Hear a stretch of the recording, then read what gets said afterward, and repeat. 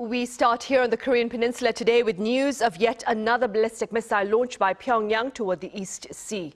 Our defense correspondent Park Kun-woo covers this latest launch and its broader implications.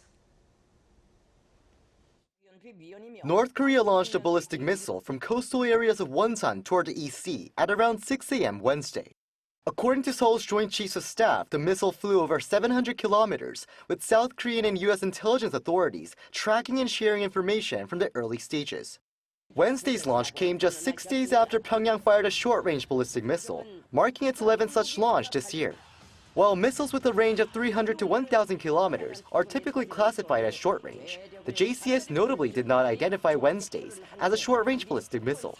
One expert says its flight characteristics point to the possibility of it being a hypersonic weapon.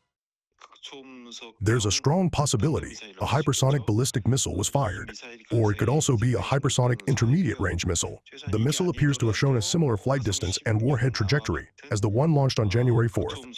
This could have been a test aimed at improving its hypersonic capabilities. Another expert sees the launch as a show of force ahead of the Ulchi Freedom Shield exercise with the U.S., which begins next Monday.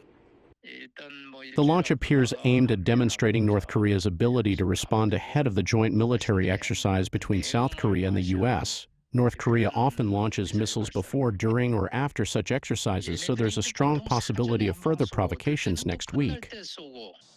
Following Wednesday's launch, the National Security Office convened an emergency security meeting, also joined by officials from the JCS, to assess the situation and review response measures.